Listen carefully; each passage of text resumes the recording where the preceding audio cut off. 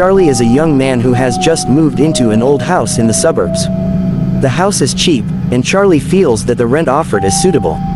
Although the house looks a bit old and worn out, Charlie doesn't think too much about it. He thinks it's just an ordinary house, with nothing strange to worry about.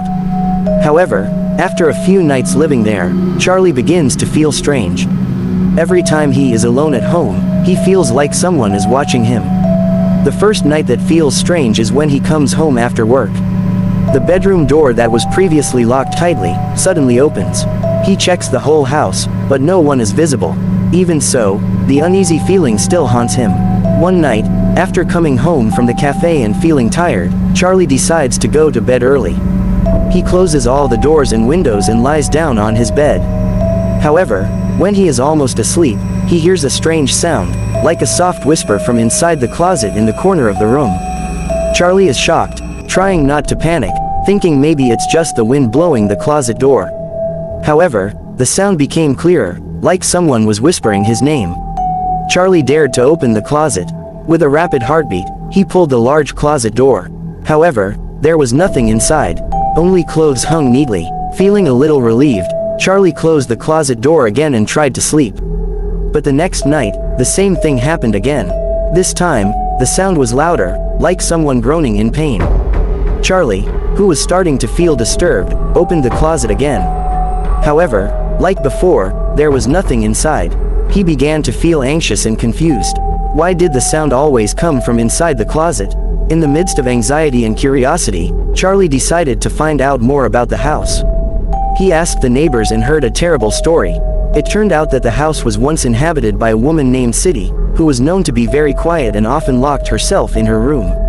City was found dead in a very tragic state, with her long hair loose, hanging in her closet. It is said that after her death, her spirit could never rest, and often appeared in the same place, in the closet. The next night, Charlie could not sleep. Fear and curiosity took over him. He decided to open the closet again, this time with the intention of finding out what really happened. As soon as the closet door opened, cold air immediately enveloped the room. Charlie could feel something invisible, but very real. Then, from behind the clothes hanging in the closet, long tangled hair slowly appeared, followed by a pale face that looked terrifying. The spirit of City, a woman who had died a long time ago, now stood before Charlie. Her face looked full of suffering, with empty eyes and an open mouth, as if begging for help. But before Charlie could move, the voice was heard again, a soft but painful whisper, "Please, help me." Charlie felt his body stiff, unable to move. He stared in horror at the figure of the woman's ghost that was getting closer, her long hair falling over her face, and the stench coming from the lifeless body. City's figure then disappeared in an instant, leaving behind cold air and the rustling sound of clothes swaying in the closet. Since that night, Charlie never dared to sleep in that room again. He decided to move out of the house, although he could never really forget the terrible experience he had. Every night, when the wind blew, he always remembered the soft whispers asking for help. But, even though he tried to find out more about City, no one knew for sure why the woman's spirit was trapped in the closet, or why she always hid there, waiting to be found by whoever lived in the house.